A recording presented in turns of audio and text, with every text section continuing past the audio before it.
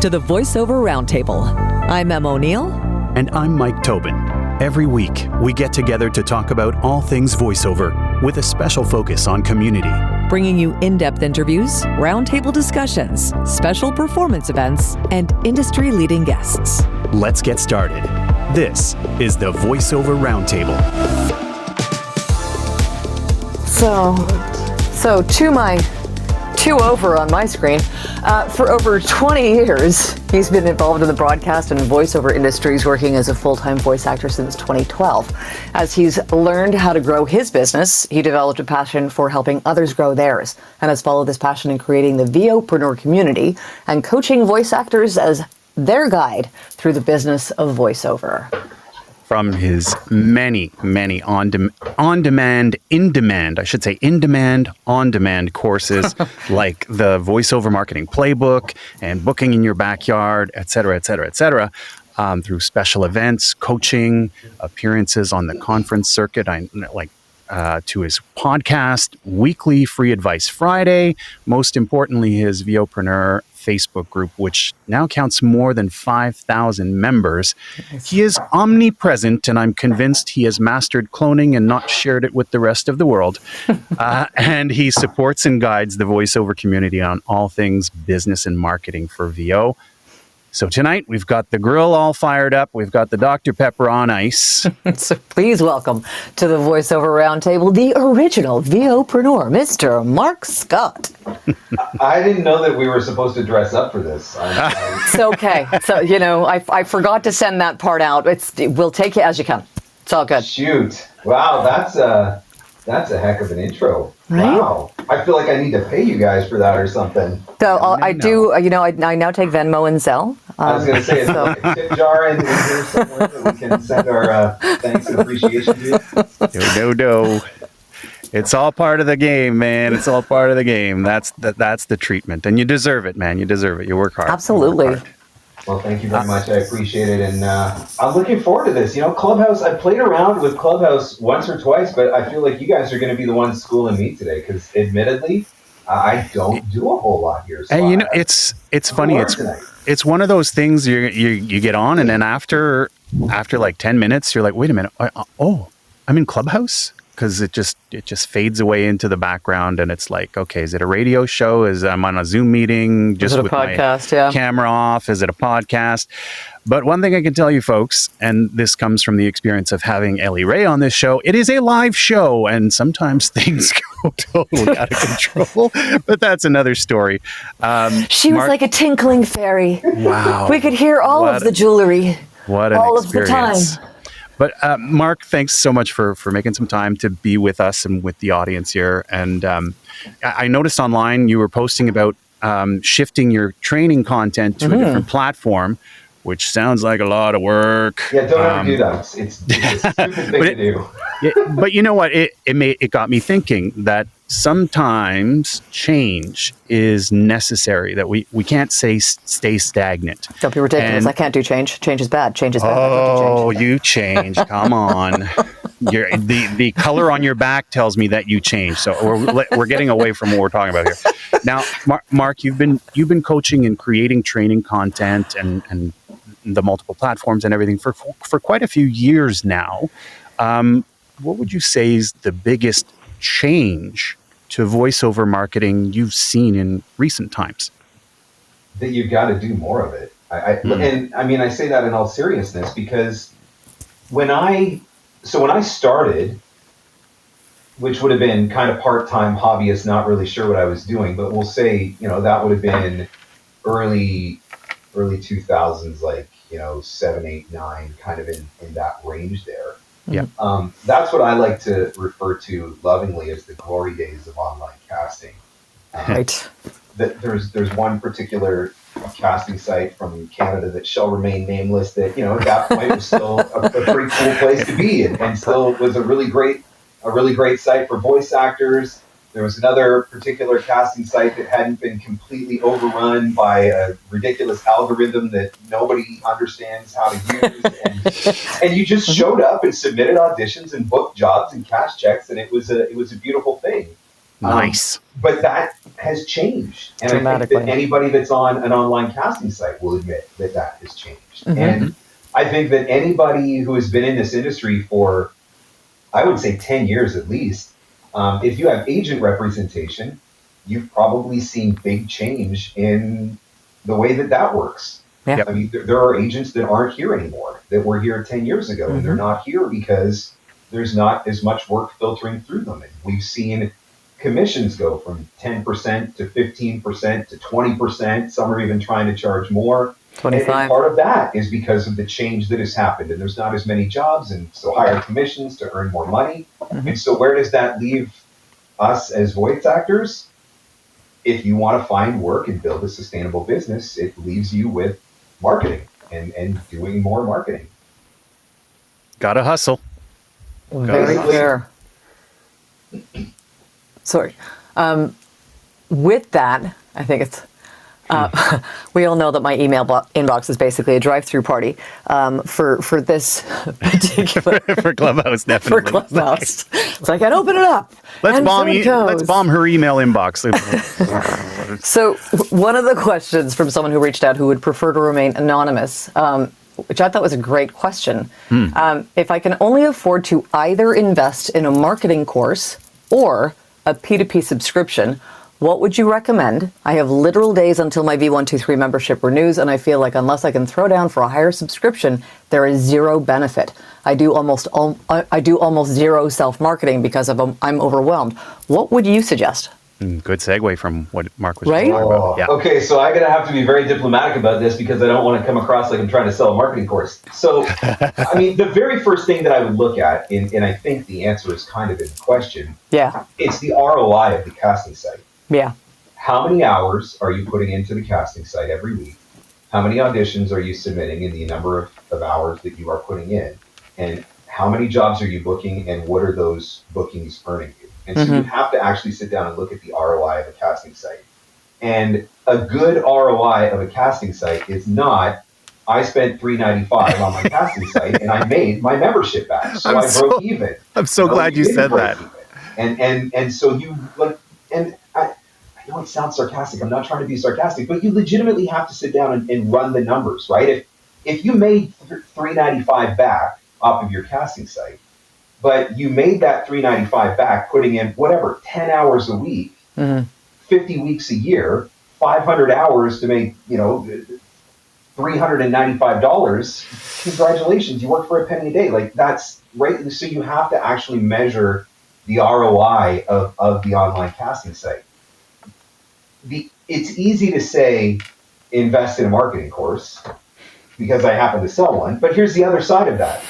The ROI of a marketing course is not going to come from the course. It's going to come from what you're going to do with the information that you learn in the course.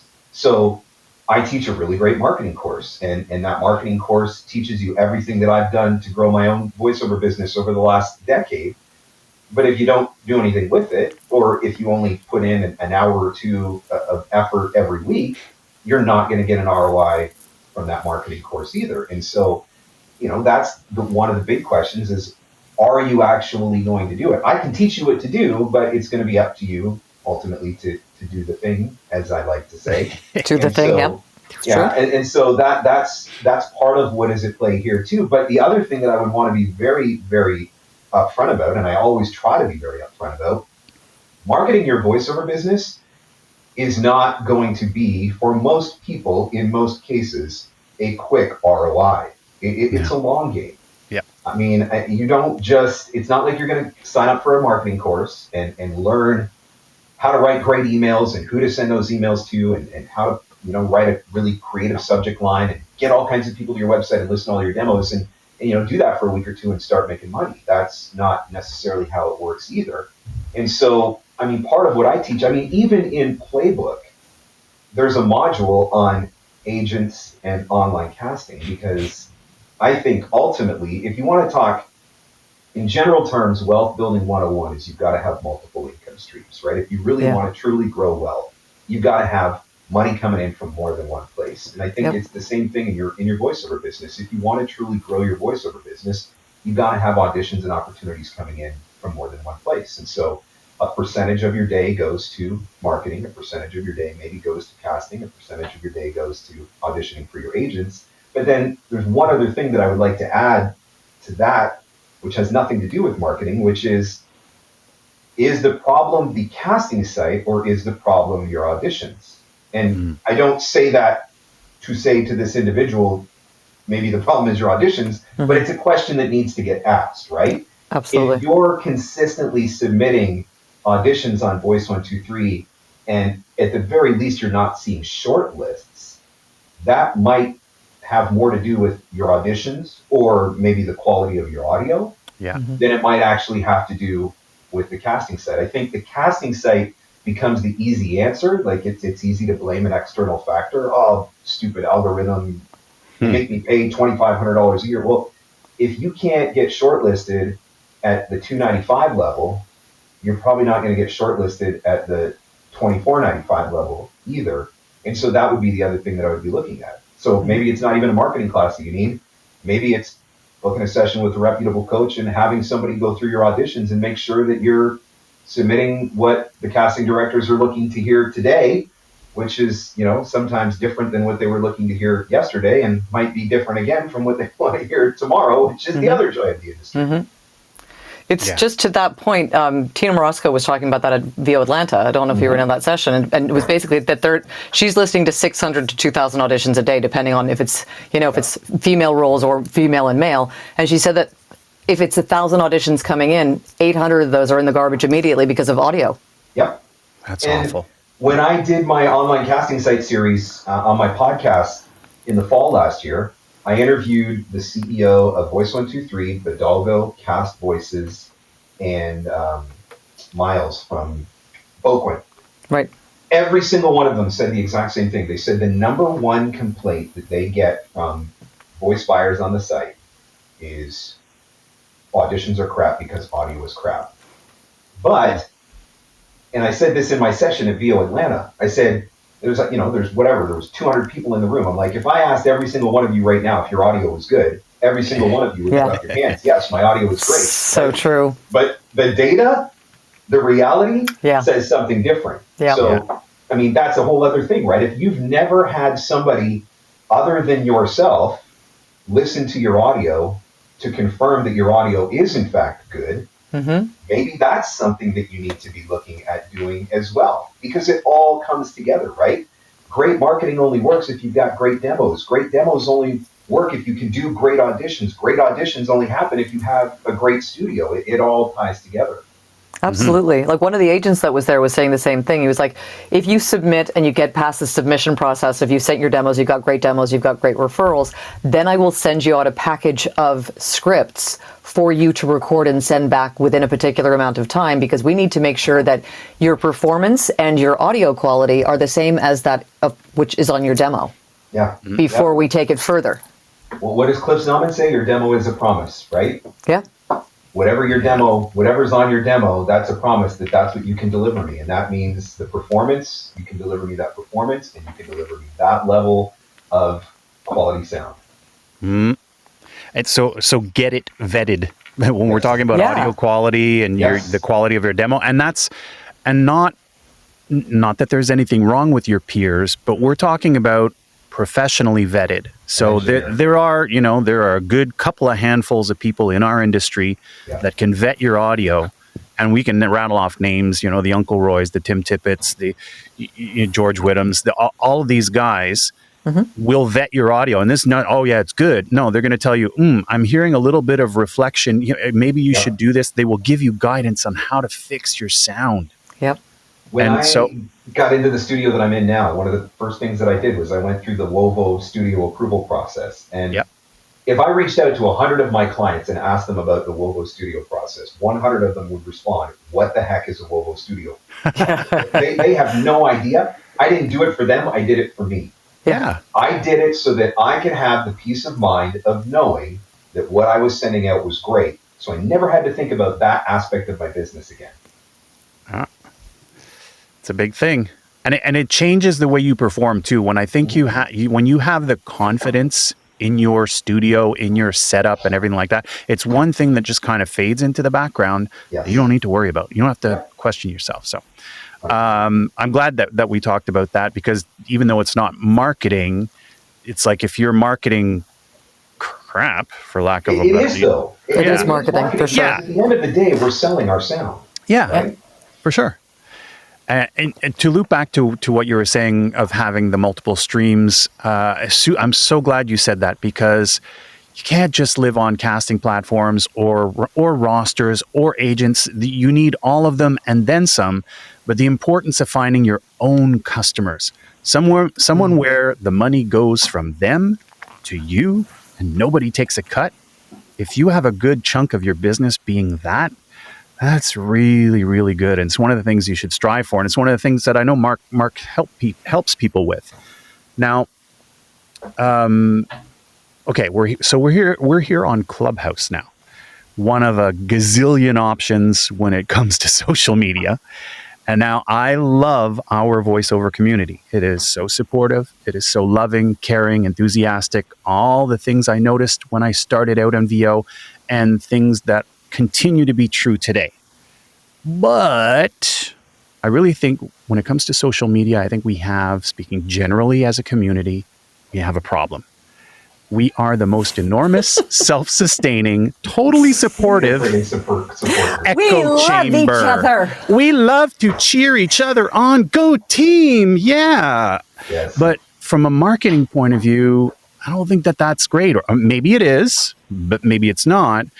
And I want to say, since so much of the engagement, so when we talk about engagement on social media, that's the likes, the comments, the follows, and all that stuff like that. So a lot of the engagement that voice actors see on the various platforms comes from our peers. Mm-hmm. So Marc, how do voice actors trying to market themselves on social media break out of the echo chamber and reach their target market, the people who buy voiceovers, the clients? How do we do that?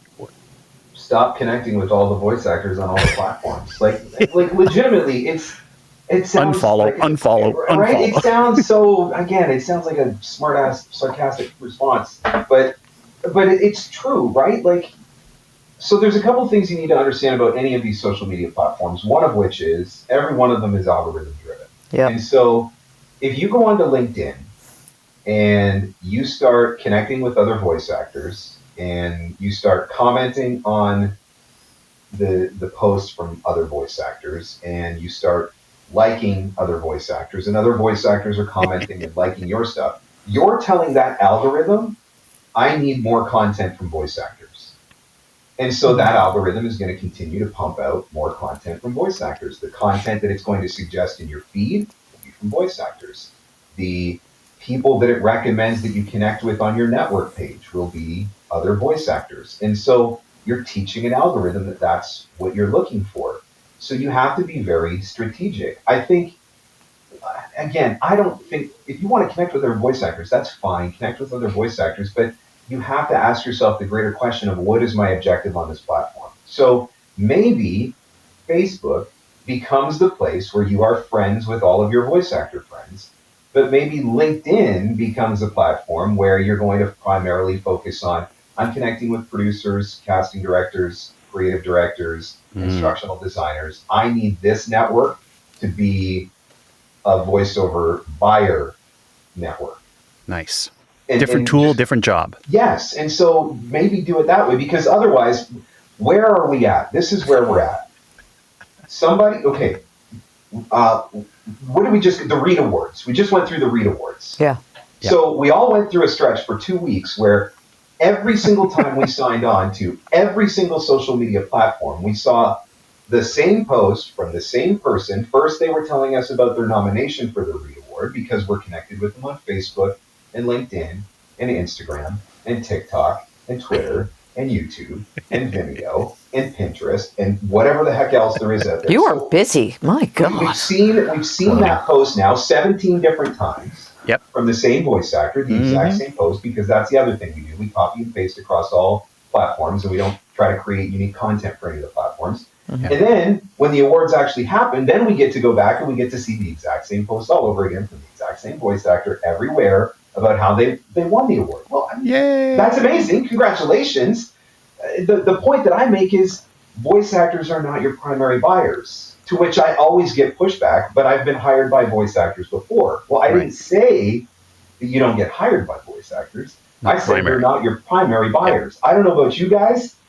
If I look at my income statement from 2022, there are several jobs that are referrals from other voice actors, but it represents like small single digits of my overall income. Yep.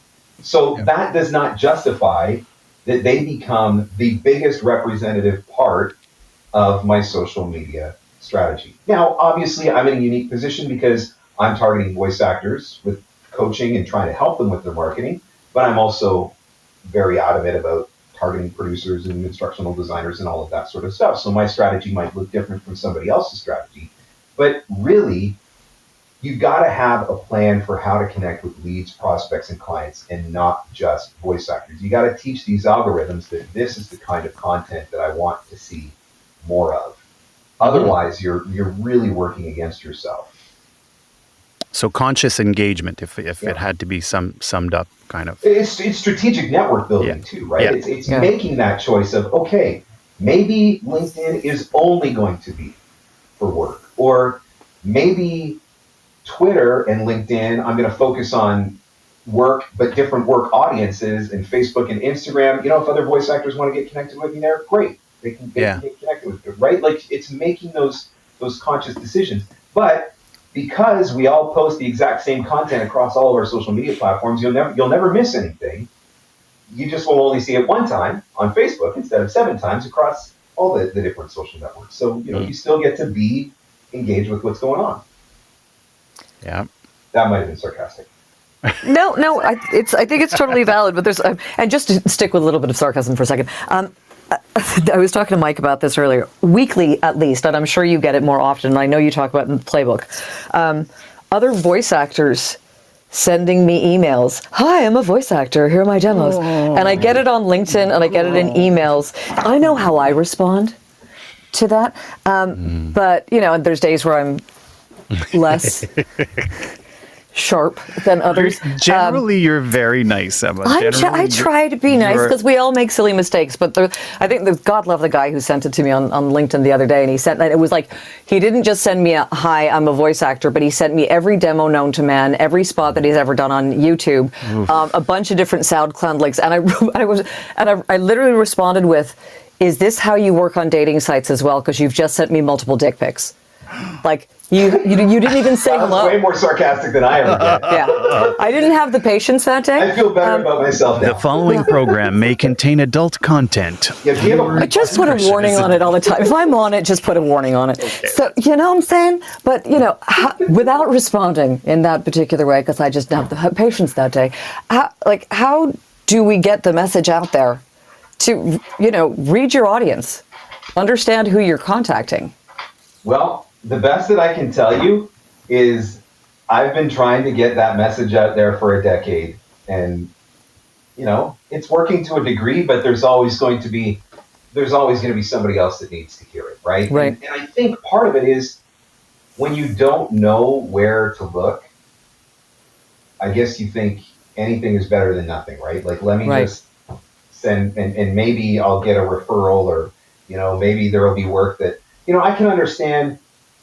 I don't want to say this because it's going to happen. I can understand female voice actors reaching out to me because, I'm a guy, right? And so maybe I'm not going to do female voices. And so maybe they're like, hey, if you ever need a female voice, right? And so, I can understand that. Yeah. But it's not like I would still, I don't go around marketing myself. I'm going to obviously send you my demos as soon as we're done here. But outside of that, I wouldn't generally market to other unsolicited.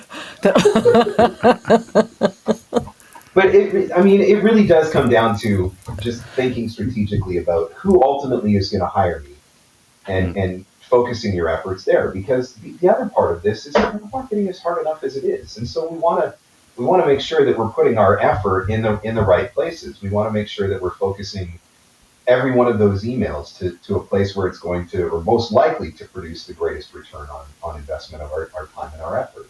Mm-hmm. So my next question falls under the don't shoot the messenger category. Okay. Okay, good. Okay, good. But I'm going to put my helmet on anyway, just in case. I've spoken to a few independent producers, and this has been a conversation that I've had with other like podcasters and other actors and stuff like that. And they say that their biggest pet peeve about voice actors is the nonstop email marketing. Mm-hmm. How would you respond to feedback like that? What can voice actors do differently so they don't inadvertently put themselves into the get lost folder? I think there's a couple of things here. I think first and foremost, the frustration isn't, and I mean, maybe you've talked to people who have told you differently. I've had this conversation with other producers as well. Part of the frustration is not specifically with the email marketing, but it's we'll say the quality.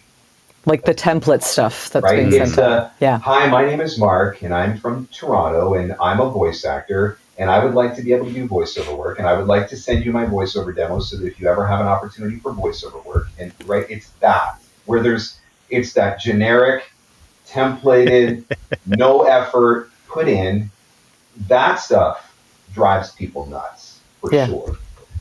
I think that when you are a genuine solution provider, and you market in an effective way, are you going to get producers that are just going to get fed up with it? Yes, you are. And those producers are probably from the companies who are page 1 rank on Google. Because every single voice actor that has ever done any email marketing has reached out to the first 10 companies on page 1 of Google and probably not gone beyond that. And so I don't doubt that there are some of them that probably do get frustrated with it.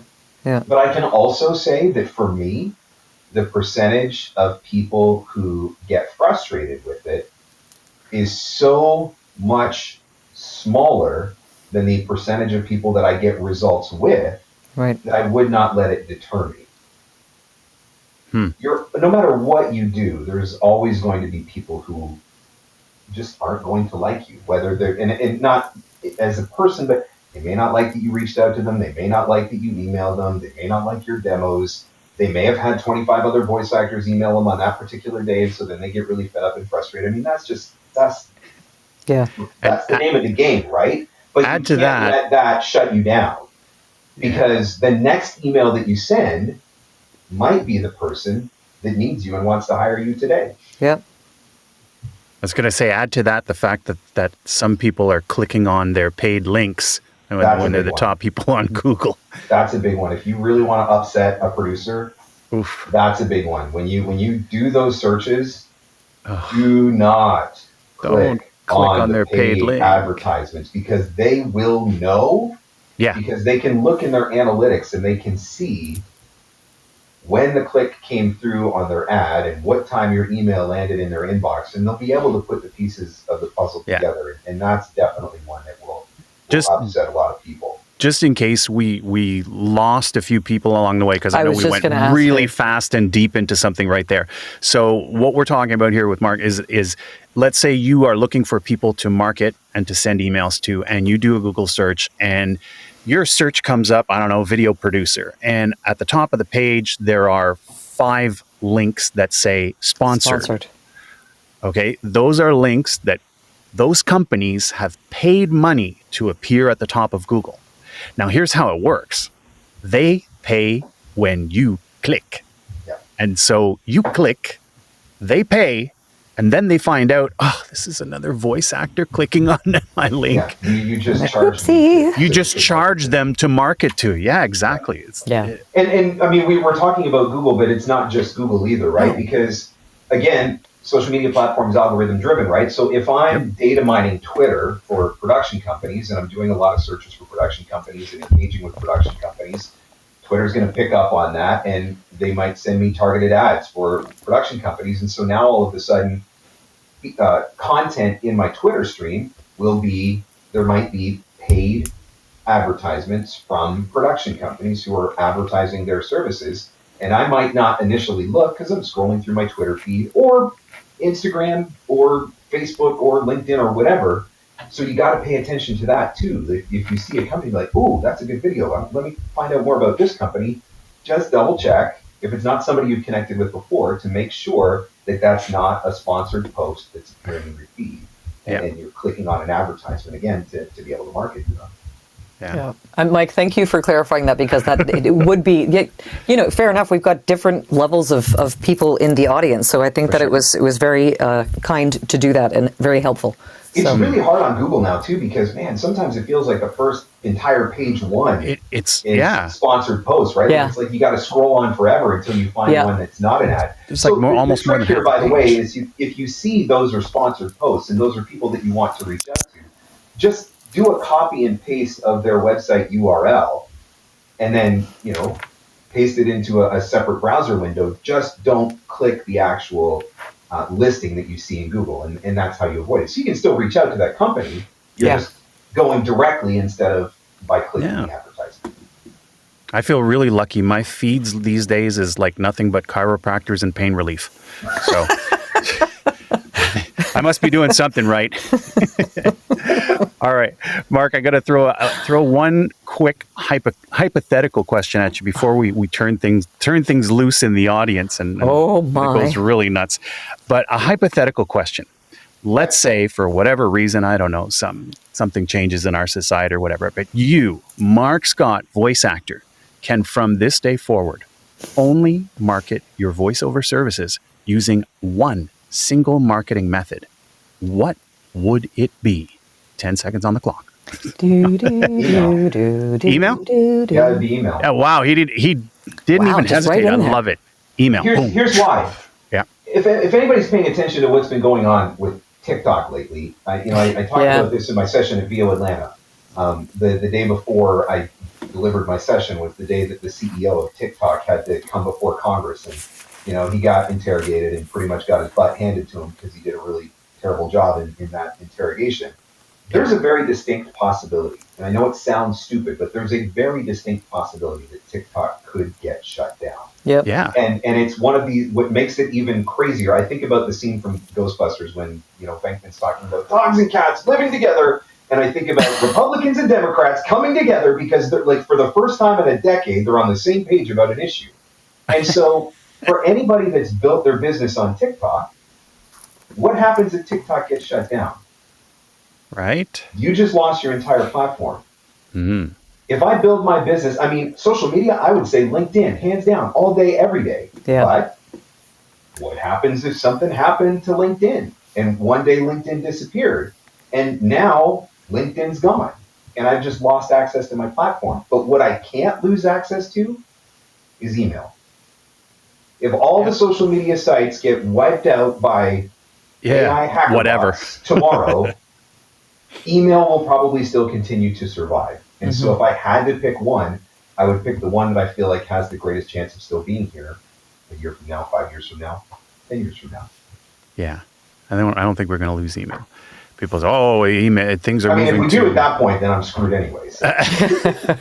But to what you're saying, Marc, like it could never happen. But you joke, maybe LinkedIn. Well, what happens when some larger than life egomaniacal billionaire decides to buy a platform and then just for the heck of it decides to shut it down the next day because he can? I don't say he, because there's no woman that would ever do that. Because women should run the world. They're too smart. Here's a real life example from VoiceOver. It's already happened once. Okay. One of the big online casting sites that happens to be located somewhere in Canada, that shall remain nameless, a number of years ago, they completely overhauled the platform.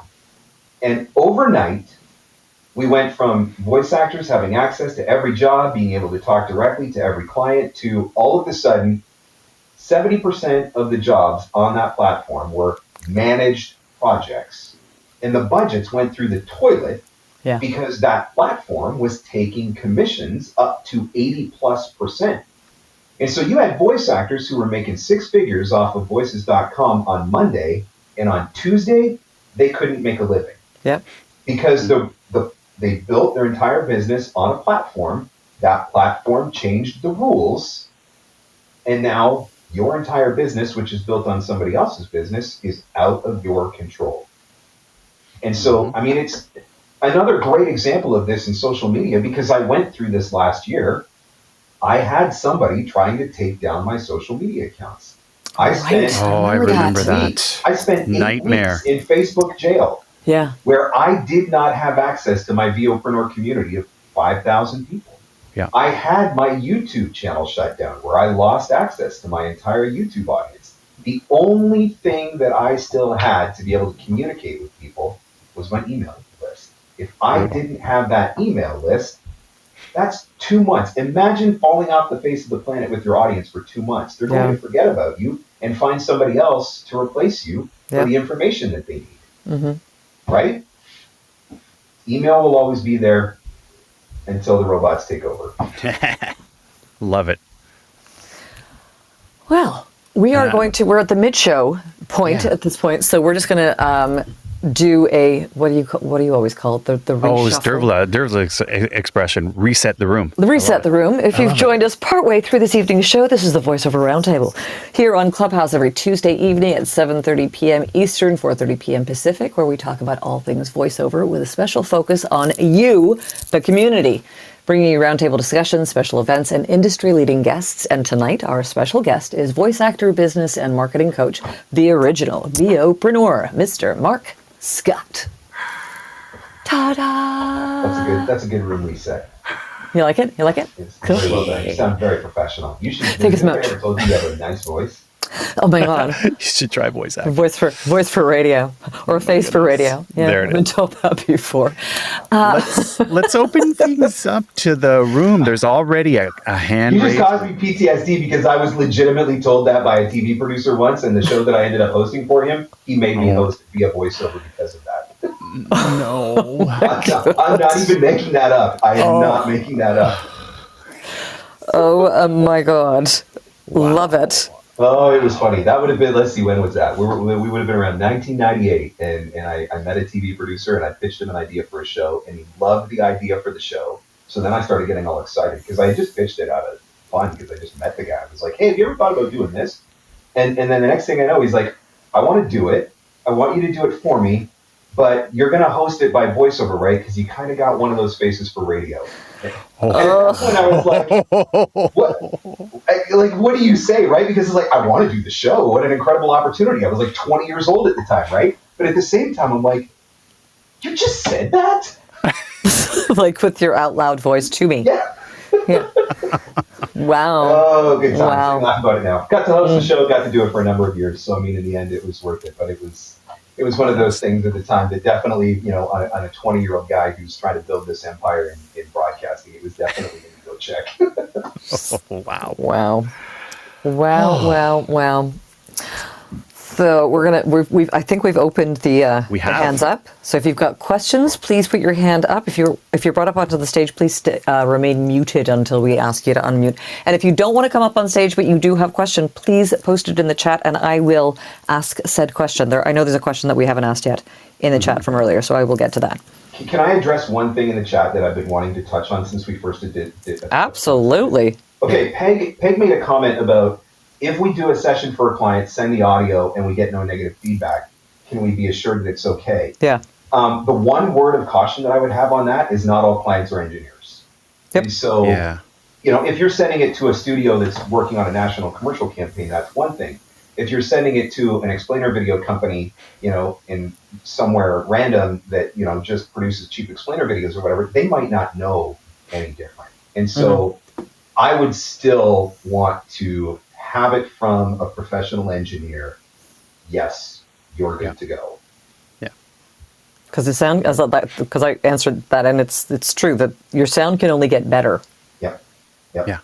And many of them will do the audit for free or for very affordable. Yeah. Yep. And then if you need the recommendations, it's up to you to decide if you're going to pay for the consult. But believe me, it's money well spent. Oh, absolutely. Absolutely. Do it once and forget about it for a while until you get new gear. Like, that's it. That's all. So let's hop to questions. We've already got somebody up on stage, and then we'll go to other questions from the chat. Cool. First up on stage with the questions, Chris. Hey, Chris. Hey, good afternoon from San Francisco. Hello, West Coast. Yeah. Welcome, Chris. What's your question for Marc Scott? Well, first of all, I want to say I almost hung up the phone, as they say, after I found out I shouldn't be on social media with other voiceover people. We're making an exception tonight. I justified it because I'm cooking dinner. Okay. There you go. Yeah. And thank you, Mark, for the great discussion and great insight. And by the way, that's why I keep my space in case everything else shuts down. Yeah. My question is always be this. there. Nice. Yeah. My question is this. Should Half AI the people be... in the room, by the way, don't even know what MySpace is, which is making me feel very old. Seriously, right? We all responded, but some people are like, my what? That's why I got my backup website on GeoCities. So, My question is this. Should AI be feared, fled, and fleed? Anyway, or should we embrace it, learn it, and use it in voiceover? Thank you. Have a great day. oh, you had to go there. We were having so much fun. You made me stay. This is such a good discussion. Oh, Yeah, you had to go there. Look, I need to record a canned response to this question because I would say in the last, I've been asked that question more in the last 3 weeks than I've ever been asked in my entire career. It comes up in almost every single coaching session.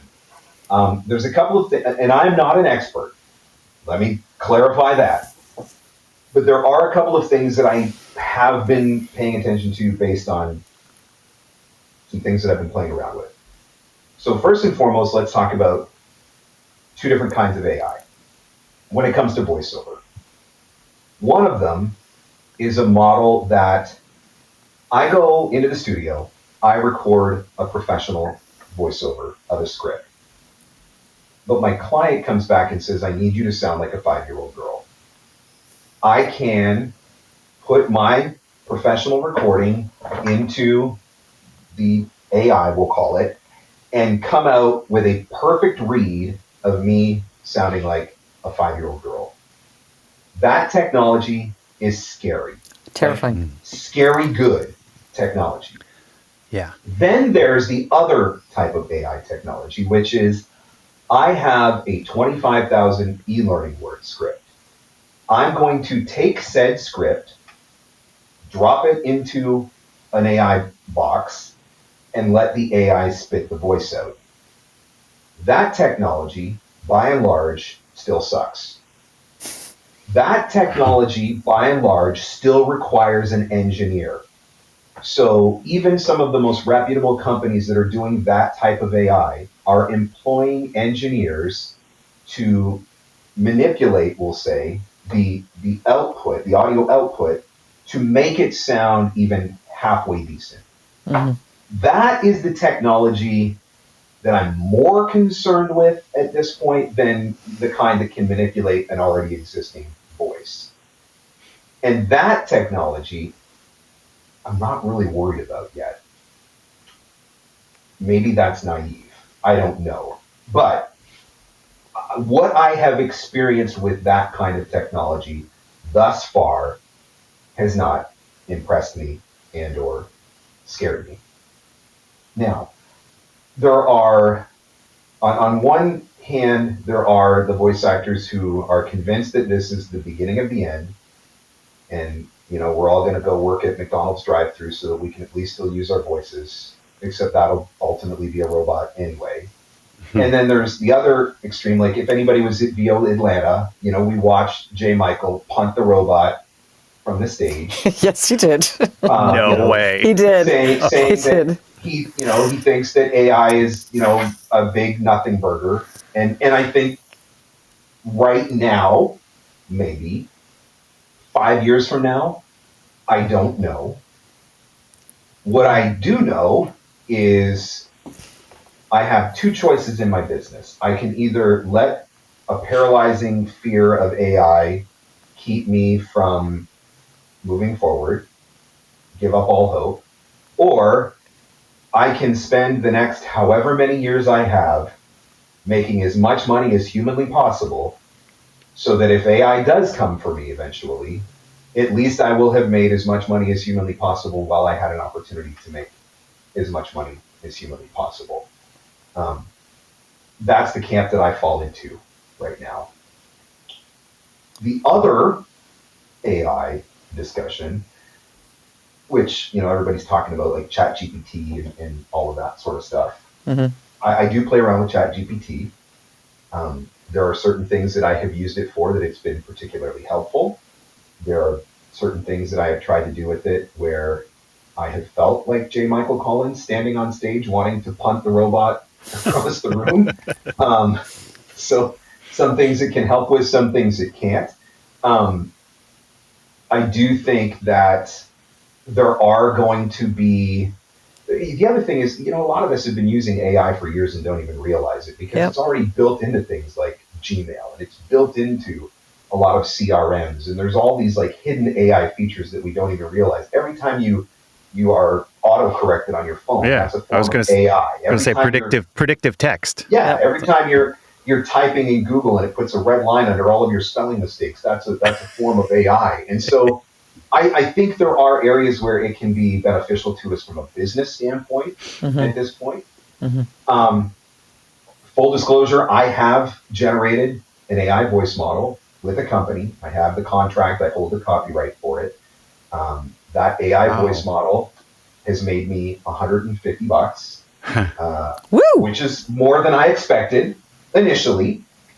What I was thinking was 5 years down the road, maybe that becomes, as the technology improves, maybe that becomes a passive income stream for me.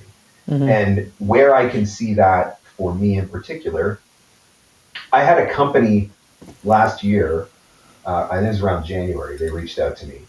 And he needed a project. It was several 100,000 words that he needed done in like 72 hours. And I was like, do you understand? Like, do you actually understand what you're asking? And I broke down the math for him of how many hundreds of thousands of words. And like, this is like, if I recorded every day continuously nonstop for 24 hours a day, like I could get this done for you in a month, but he wanted it done in 72 hours. And so obviously I could not do that. If AI Mark had existed at that point, AI Mark could have done that. Yeah. Right? And it probably would have been good enough. And that would have been a nice little passive income stream for me because I just handed off to the robots or whatever. So, I mean, the original question is, is it something to be embraced? Is it something to be feared? It's something to pay attention to. Definitely. It's something to pay attention to, not only because we want to pay attention to how it may or may not ultimately impact our business, but also because we may want to pay attention to how it may or may not be an asset to our business. Having the ability to use AI to assist in database management or in copywriting or in coming up with ideas for content on social media, that can be a huge time saver. Being able to drop a link to my podcast into an AI service and 12 seconds later having a complete transcript of my podcast, that is awesome. Yeah. Right? Like, that's something that I can see it benefiting my business long term. I'm not panicked yet. I'm watching, I'm following along with what is going on, but I'm not panicked. I don't think it's going to do me any good anyway, because look, at the end of the day, I can't change any of this anyway, right? I can adapt and I can roll with it, or I can stick my head in the sand and hide from it. And I don't think that's the right approach. Yeah, it's Tim Heller was interviewing Alison Steele the other day, and she had a really valid point, and it was her own personal experience during a session that she had auditioned for it was a video game, and she had made it through to like the second call back, and so she was on the call with the client, and they played her a sample of what they wanted it to sound like. And she said, well, why don't you use that person? They said, well, because it's an AI. And she was like, wow, I would have known that was an AI. Like, it was so good. And then they said, yeah, it's pretty good, but we can't direct an AI. Yeah. And I think that comes back to something, Jay Michael's talked about this before, and I've said the same thing. I think the low-end dollar store class of voiceover, where good enough is good enough, I think that's where it's going to be an issue. I think that's what it's going to come for first. I think that the higher quality projects that do require that human nuance and that acting ability and all of that sort of stuff, I think that's going to be safer longer. But I mean, look, the other thing is you've got 1,000 plus of some of the most brilliant minds and tech geniuses in all of the world signed a petition last week that was delivered to Congress saying we need to stop AI technology. We need to put a pause on it until we can figure some of this stuff out, because we don't actually know for sure what we're building and what the long-term ramifications of it are. And they're not talking like because we're going to eliminate all the jobs. They're saying like we could be building the thing that's going to destroy us, which sounds, Terminator. Right? Terminator, it sounds very sci-fi and ridiculous, but we don't know what we don't know yet. Yeah. And so, I mean, I'm looking at that too and saying, look, if these tech geniuses are saying maybe we need to put a pause on this, I mean, maybe they put a pause on it, or maybe it does change the conversation for a little while. I don't know. So I continue to follow along and watch, but I continue to run my business every single day, because if the thing is eventually going to make me obsolete, then hopefully it waits until I've got enough money in the bank to retire. And so I just keep booking voiceovers. Mark, I want to kind of intersect this conversation with a topic we were talking about earlier, which was P2Ps. Now, maybe this is more of a question for Rob, the VO lawyer, but I'm sure you've had this in your conversations at some point somewhere. Do we, as voice talent who are auditioning on a regular basis on any of these platforms, we're giving our audio to them on a daily basis, some of us years of audio worth, and they have those in their servers. Should we be concerned about that audio from the AI model point of view? I think all the time about how easy it would be for basically anybody to go back through my old podcasts and create an AI mark, to go through my YouTube channel and create an AI mark. Any one of us that's using Instagram or TikTok, we probably, if we've posted reels, even if we only posted a dozen of them, for some of these, there's enough there that if somebody wanted to, they could make that model. So, I mean, that is a threat, not just within the casting site. That threat just exists, period, if you're anywhere on the internet. The best that we can do is try to protect ourselves through contracts, documentation, right? Like paper trails on everything. And that doesn't necessarily mean that it's going to stop somebody from doing it. But at least if the documentation is in place, it gives us a leg to stand on when we go to fight it. And I think that's where, and I'm not familiar with it completely because I haven't looked at it yet, but I know that Nava's got an AI rider that they've created that they're making available to voice actors. And I think those are the types of things that we need to pay attention to. I think that making sure that the agreed upon usage is spelled out completely clear, like second grade reading level language. And that works, just to be clear, because I've been able to use that to go back on clients in the past who have taken stuff that I've done and used it for purposes other than which we agreed. And having that documentation was enough to force them to have to take it down or pay up. And so I don't know that there's any way that we can stop some of this stuff from happening. I think we just need to protect ourselves in the event that it does. It's interesting because like you were saying that AI has been around for a long time. I just finished voicing for LivePerson, which is an AI company that's been around for 28 years. So it's like, and part of the contract when I was voicing for them was that none of this will be used for AI purposes. Siri is AI. Alexa is AI. Google, whatever you say, whatever the Google voice thing is, like those, there's all kinds of different forms of this, right? I think for a lot of people, it's just that the conversation didn't start until November. Because that's when ChatGPT launched. And that was kind of like the first public forward-facing realization of AI when the world went nuts, because all of a sudden, every stock that was related to computers and chips and AI went through the roof. Every news organization was talking about AI. And so even though this technology has been around and most of us have been using it in our daily lives forever, that was kind of like the moment where we're like, oh, wait a minute, this is a thing. And this is a big thing. And so that's why the conversation has really accelerated in the last couple of months. Yep. It's true. Switching from AI. Oh, sorry, Mike. No, it was exactly what you were going to say. I was like, moving away from this topic now. Because we could be in it for days. And hopefully we can lighten the mood, because I know who we have on stage is definitely going to lighten the mood. Give me a second before we bring Dave on. Natalie Hitzel asked forever ago in the chat. Yeah. I was looking for that. Do you need to put some focus on commercials in order to make a living? Oh. I don't make a living off of commercials. Mm-hmm. That's not to say that I haven't tried, but I have not succeeded yet. I think that there are a lot of different ways to make a living in this industry. Absolutely. And, I mean, for me, the vast majority of my income comes from e-learning, and I love it. I mean, I was in the booth for 45 minutes right before this started. I got a 6,000 word script dropped on me about an hour before this thing started. So I went into the booth, recorded 6,000 words, and then as soon as we're done, I'm going to edit because the client needs it back tomorrow.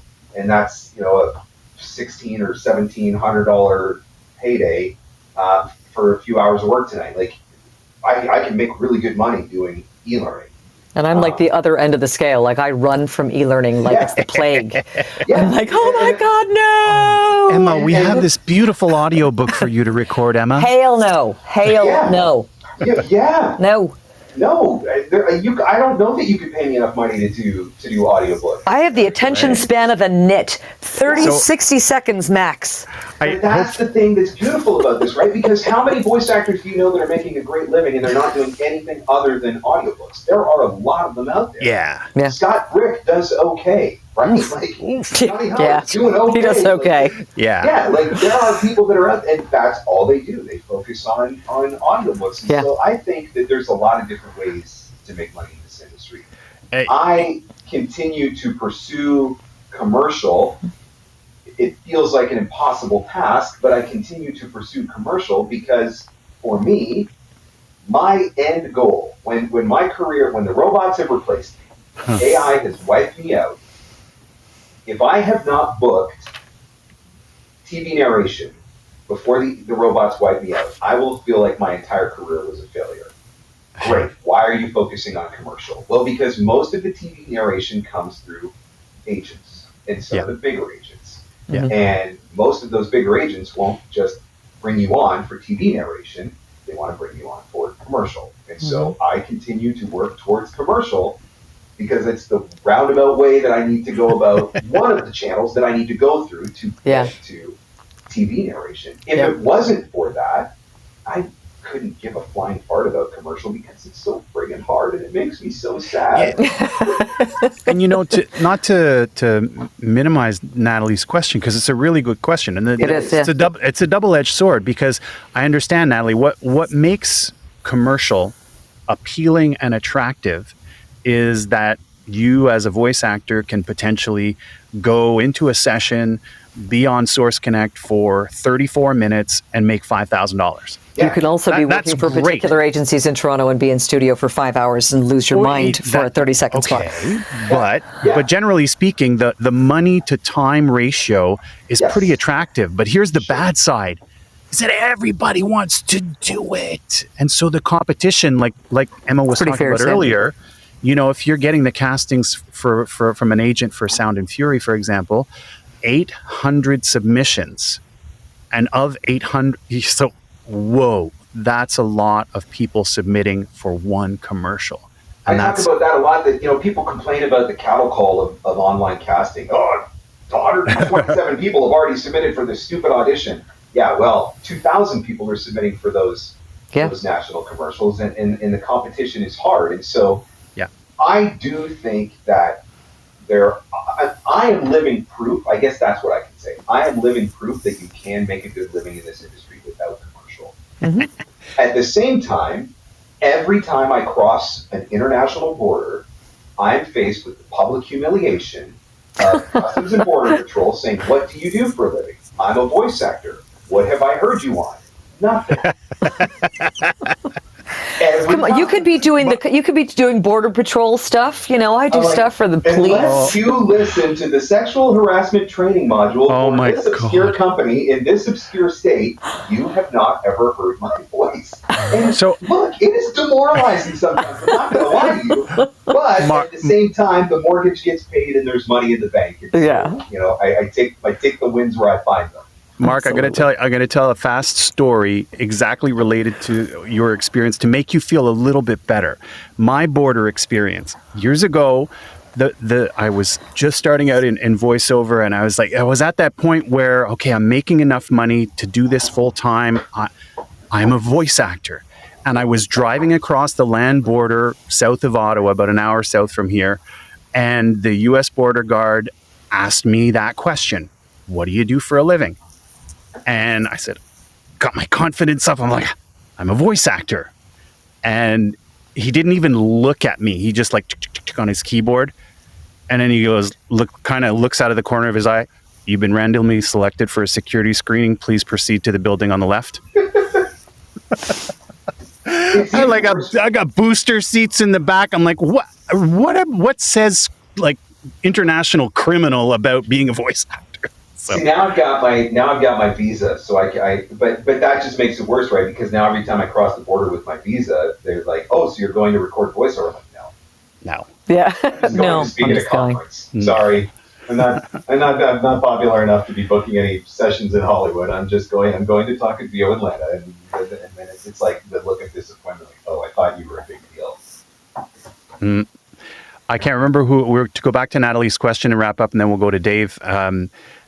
Mark will probably know if there's a quote from, whether it's a business book or a marketing book or somebody, or probably many people have said, if you find your joy, the money will follow. Yeah. So to what you're saying, Natalie, find the genres that you enjoy performing in, that aren't a groan moment for you. Find what you love to do, and you'll figure it out. Make that your wheelhouse, and your wheelhouse can grow and can change over time. Don't get locked in. Oh, 100%. But, yeah. Dave is on the stage. Hey, how you doing? Oh, hey. Oh, Dave. It sounds like you're talking through a tire. Don't do that. Don't like a steel-belted radial. Are you there? I'm here. He's here. You might have to do a Snyder. Yeah, I think you got a Snyder. He's in his booth, and his microphone is out in the other room. Yes. Or you're talking to the back of your microphone. Change the input. Oh my God, have you done that before? I've done that Talk to way the back. Yeah, talk to the back of the mic, setting it up, and you're like, why does that sound? Oh, oopsie. Paid a lot of money for this microphone. It's supposed to sound good. Oh dear. Dave, are you there? Dave? I don't know. Dave? Oh my goodness. Oh my I goodness. legitimately do it all the time because I have a microphone at my desk and I have microphones in my booth. And so some things I record in my booth, and so I go in my booth and record, but I forget. Yeah. I just did a Zoom session at my desk. Yeah. So that I'm in my booth talking and they can just barely hear me, and it's because I have the input set to the desk microphone, and I'm like, I'm such a rookie. Ooh, I hear software. Okay, so Dave is leaving. I'm coming Dave back. is coming back. We call this the Snyder maneuver. Then patented by one Steven Snyder. Then plug it back in again. Exactly. Turn it off, turn it back on. Yes. Works every time. There's Dave. Unmute Dave. Dave. Oh, you're still in the back of a room. Just yell. Just shout. If I speak, you can still hear me. Yes. Just speak, yell, kind of project. Pretend you're in theater. Hi, Mark. My question is, at what point after a cold email to a customer, a potential client, is an acceptable time to follow up if you haven't heard back? Good question, Mark. If you didn't hear that, Mark? I got at what point after a cold email? I think it was a question about if you haven't heard back, acceptable. is follow-up acceptable? Or when is it? But at what point, if you haven't heard anything, how long? Mike and I will create one sentence together. So if I send a cold email to somebody and I don't hear anything back initially, I will send a 1-week follow-up. And I have said many, many times, I get far more results from that 1-week follow-up than I ever get from that initial email. And I think there are a couple of reasons for that. One, I think sometimes people just want to see whether or not you're going to put the effort in. Going back to what we were talking about at the very beginning about, some production companies are getting bombarded by voice actors. The ones that actually try are the ones that are probably more serious about it, and so that's why I think sometimes those follow-ups generate more results. And the other thing is, I think about myself, and how many times has an email landed in your inbox that you had every intention of responding to, but you were in the middle of whatever. You were in a session, you were at your kid's dance recital, you were cooking dinner, you were, sitting on the johns, surfing through TikTok, whatever it is that people do in their spare time. And you meant to respond, but you forgot to respond. But then that follow-up email drops in, and you're like, gosh darn it, I meant to respond. And then you do, because it reminds you. People do that to me all the time, too. And so I think that it is okay to follow up. I think following up a week after a cold email, some people would even say sooner. I've always done a week, and that's always worked for me. 1 week. I like it. I second Emma's thoughts to Natalie as well about the party poopers. The party poopers, yeah. No, seriously, because it's true. I dealt with imposter syndrome for a really long time in this industry, and in all seriousness, I dealt with imposter syndrome for a really long time when I started coaching, because I felt like I wasn't a legitimate voice actor, because I wasn't a commercial voice actor or an animation voice actor or a video game voice actor. I was making my money, good money, but I was making my money off corporates and explainers and e-learnings and all of this unsexy stuff. And so for a really long time, I dealt with this feeling like, I wasn't legit, or people wouldn't take me seriously. And then I was like, boy, that's stupid, because I'm paying my mortgage and I'm putting money into my retirement and I'm taking care of my family, and who cares about credits? Like, I don't, whatever. I don't. So I'm doing cybersecurity e-learning training tonight, and that's not a national commercial for Dr. Pepper. It's still $1,600. And so I understand that. I just want you to know, Natalie, I understand where you're coming from, because that is a struggle that I have dealt with from the very beginning of my career, because of the fact that I just have, look, I'm a 20-year radio guy who hasn't been on the air in a decade and still can't figure out how to not be an announcer. And so I get it. But that's honest. And that's, but there came a point where I was like, I don't give a rip. Because here's the other thing. Half of those people whose opinions you're worried about aren't even making money. Absolutely. Has anybody looked at the State of Voiceover survey? The State of Voiceover survey, what does it show? It shows that 40% of voice actors are making less than 10 grand or something like that. The people whose opinions were allowing to infect our mind, statistics show that half of them aren't even making any money. So why am I listening to these people? And I had to get to that point for myself. And I had to get over that whole feeling like I had to justify myself by having those big, sexy, fancy credits. There's no one right way to be a full-time voice actor when there are so many genres that are out there for us to choose from. Absolutely. And if you're not in the chat, what Mark is addressing is that Natalie's saying that she works a lot in animation and games and toys, but she's been told that she's not going to make enough money in it, so she should be looking at other genres. And my response was I wouldn't pay attention to the party poopers, because if this is what you're booking in and this is what's bringing you joy. And one of my responses was that a friend of mine just landed a massive paycheck, massive paying job for a toy. And and he's been doing games and animation for a really long time, not making a ton of cash, but happy, supporting his family, and then landed this job. You never know when it's going to happen. And if it doesn't happen, it doesn't matter. You're still doing what you love. You're still making a living. And I always find the people, it's so true. The people who are complaining are the ones that aren't making money. They're jealous. They're there's something that it's not helpful. They're not contributing to your well-being. They're not contributing to your dream. They're actually trying to hold you back because for whatever reason on their part, it's got nothing to do with you. Absolutely. Amen. So going to church. There you go. When we were preparing for tonight and preparing the intros and stuff like that, Mark, I went on Facebook and I was like, I can't remember, the member count of VOpreneur now. So I went to have a look, and at the same time, I kind of clicked on a few other, the other groups, and I was like, okay, wow, how does this group have 30,000 are 30,000 members. Are there even 30,000 voice actors in our universe? Like, and five, we always say, oh, we're a small community, we're a tight knit community. I'm like, where are these 30,000 people? And even your 5,000, okay, 5,000, that sounds good. I like 5,000. And, we go to these conferences and there's 200 people or there's 500 people. You go to Atlanta, wow, there's 1,000 people. But it's like, you do you, and there it is. And there's voice acting. What is it? Someone always said, I think Eric Romanowski's in the room. And it's, if you're doing this for the money, you're in the wrong job. You're in the wrong career. Do this because you love to do this. Do this because it lights a fire in your heart. Do this because it makes you, like you hop out of bed in the morning to do this work. The money will come because you're doing what you love to do. But if you're doing this for the money, you're like, I want to get into voiceover because I think I'm going to make some money. No. I thought we all did this because we could remote work from home with no pants on. Well, that's why I do it. Pantless. Yeah. That's I'm why only wearing the... Oh, there you go. Exactly. I'm only wearing the top part of that costume Only we that I got got dressed up. on. Yeah. But we sometimes we talk about mantras and different things like that. There's a lot of power for just the next time that you go to record an audition or a job or whatever it is, take a brief second before you hit record and go, wow, I get to do this. Mm-hmm. Right? I have to audition versus I get to audition. Yeah. I get to that do is this. Such a dynamic change. It really is. Mindset. I get to audition. Not I Yeah.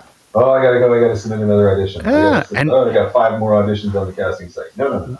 We've had great conversations about the auditions and how you just can't, casting directors and agents and so many people have told us and told the audience, you can't think of an audition as just something you're firing out into the ether, and if you don't book it, it was nothing and it was lost and you're a failure.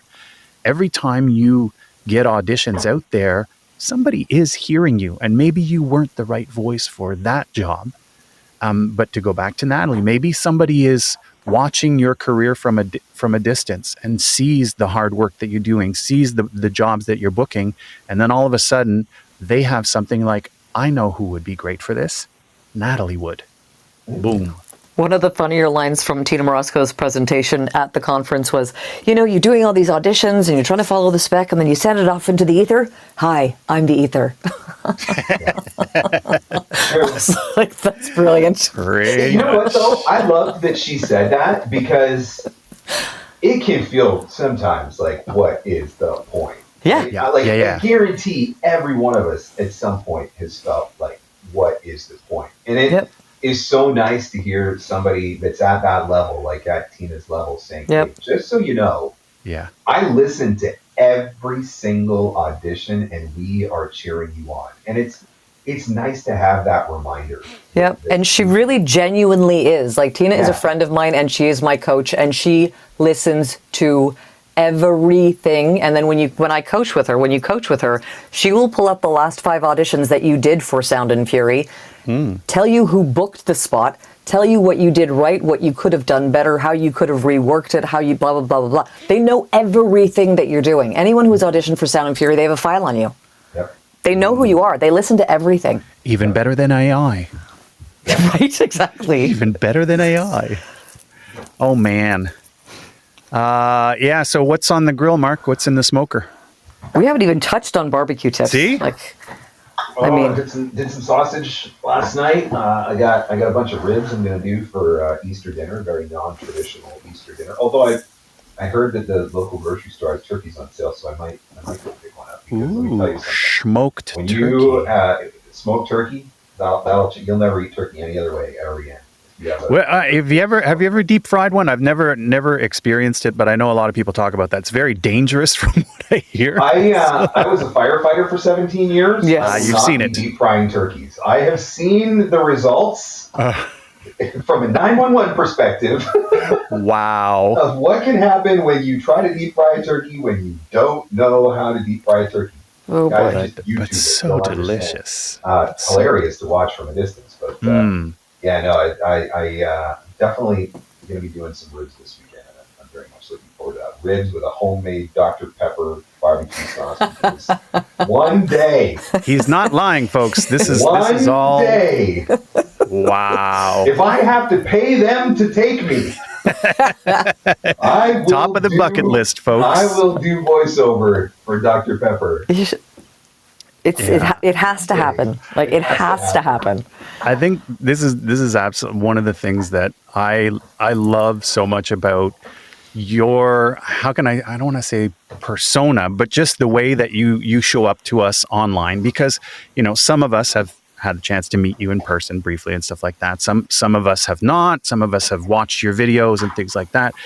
But you've got this really cool, fun brand that is very authentic, very real. You know, the barbecue Very stuff. accidental.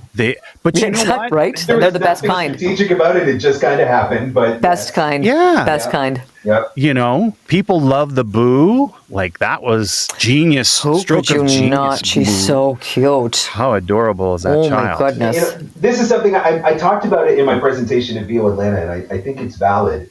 Was when it comes to social media in particular, creating content for social media, we have this perception, like, in order to effectively market our voiceover services, we need to just keep posting more voiceover content. So it's like, how many booth selfies can you actually create that are unique before you just can't do one more booth selfie? And the point that I made in my presentation was, when I post pictures of myself out at my smoker, does that In your make shorts you in the think- middle of a blizzard. Yeah, like, does that make you look at me in a less professional way?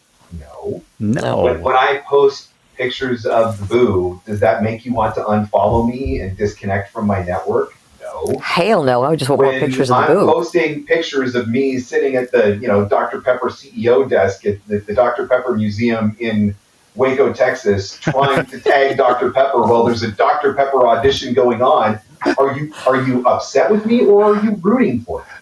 Is there really a Dr. Pepper museum in Waco, Texas? Yes, there's a Dr. Pepper museum. How would I even question? Why would I even question that? He's not just a visitor; he's a member. The Dr. Pepper shirt that you guys see me wearing all the time on social media, that came from the Dr. Pepper Museum in Waco, Texas. But the point is, I do all these different things on social media they're all just part of who I am.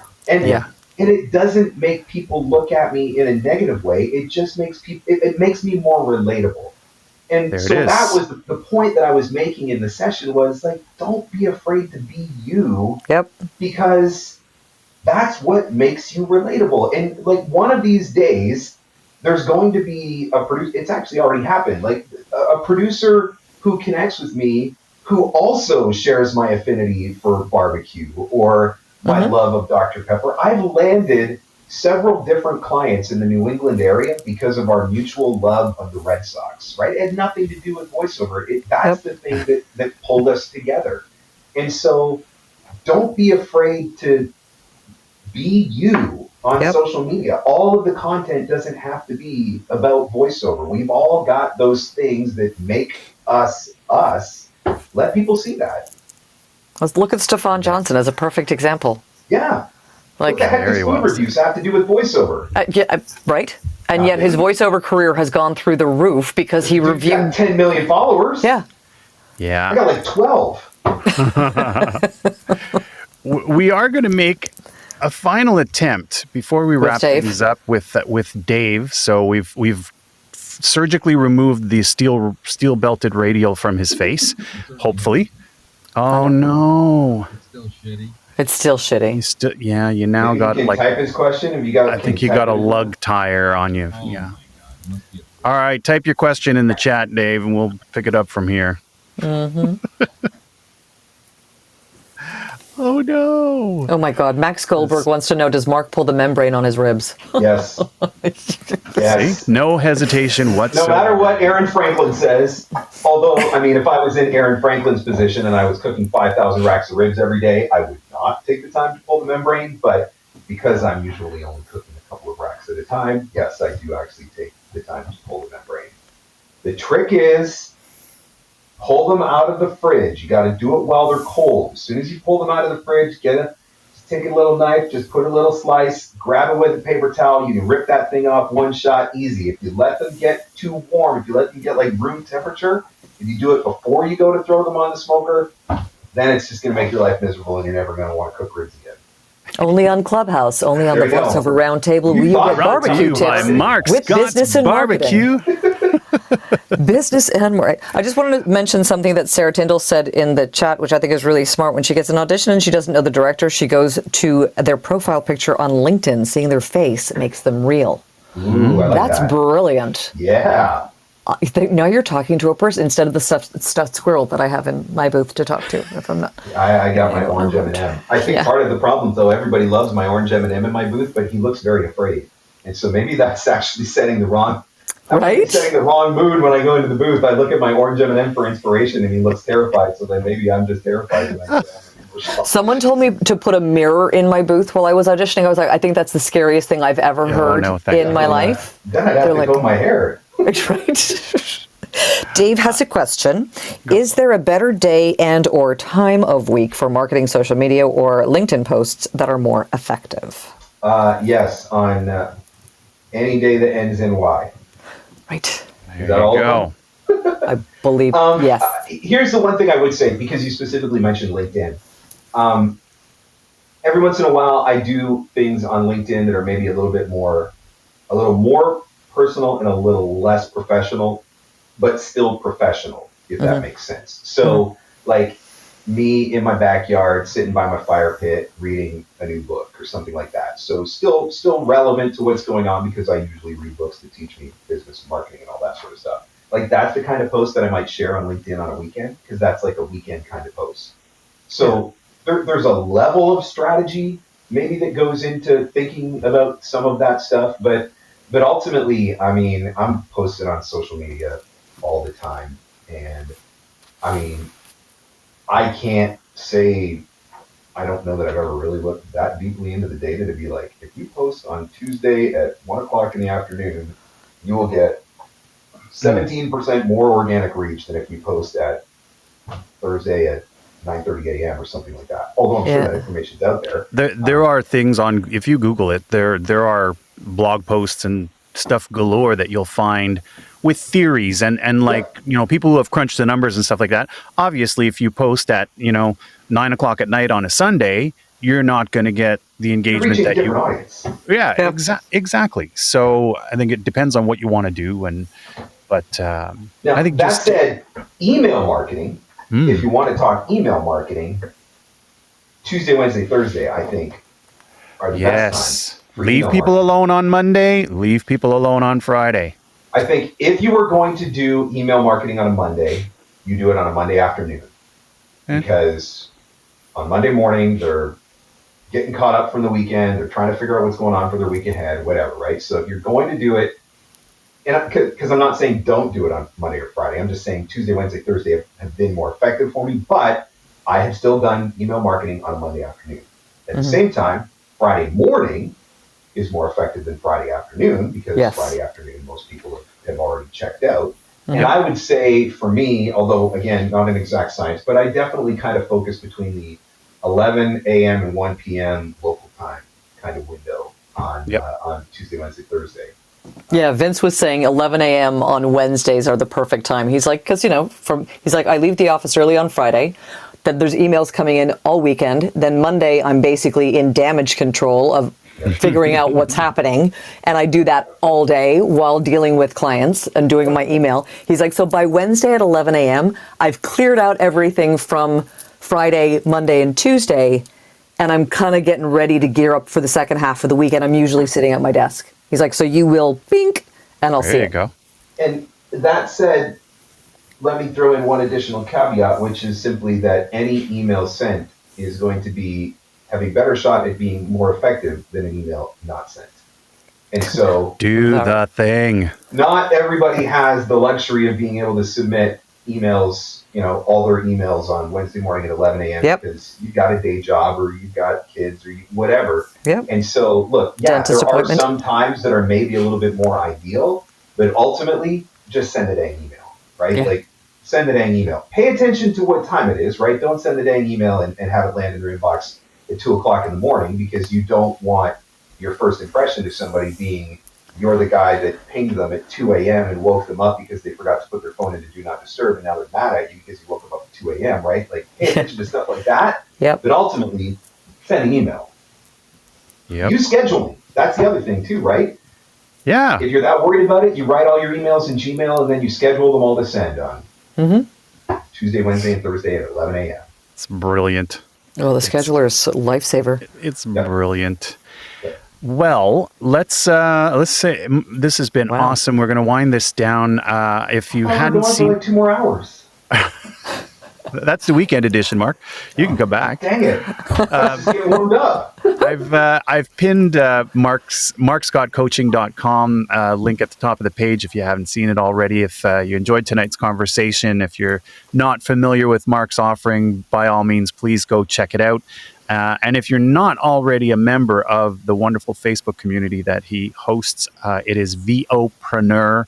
So that would be like facebook.com/groups/VOpreneur, and join the 5,000 other lovely folks that are on there and hang out for Free Advice Fridays and all that good stuff. Mark, it's been awesome having you. Thank you so much for sharing with us tonight. It's been fall off the bone tasty. Oh, God. No. See, if you're going to make good ribs, they shouldn't completely fall off the bone. Okay. They should require some effort. Just a little chew. Yeah, that's more competition stuff. We got to be precise. We can tie everything into a barbecue metaphor. I mean, come on, try hard. I believe you. Absolutely. I believe you. We'll do another show, barbecue metaphors only. All right. There you go.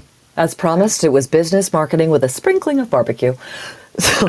This has been awesome, guys. Thank you so much for having me on. This is a really fun platform. I don't know why I don't spend more time here. So I'm glad that you guys are doing this, and I appreciate the invitation to come and hang out. Oh, I'm so glad that you were able to make it into your schedule. And it was great to actually see you last week. I'm glad that I actually figured out this whole club deck thing. Oh, it's a bit of a beast. Let's be careful with it. The last time I did a clubhouse, this is so bad. The last time I did a clubhouse, Jody Krangle invited me into her clubhouse. And yes, I was in the middle of the conversation, and it was going really great. And then I got an emergency text that my wife was stuck somewhere. She was She was at work and she couldn't get away on time. And so I had to go and get my kid from school.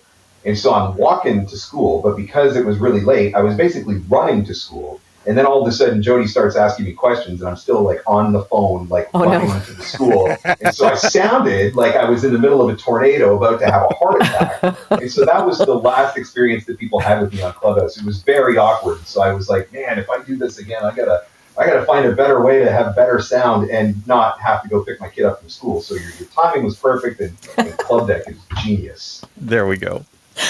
I'm so glad it all worked out. I'm so glad. Thank you so much. This Jody's has been never brilliant. invited me back since. So well, I'll have a word with Jody. We'll talk to. I'll have a word.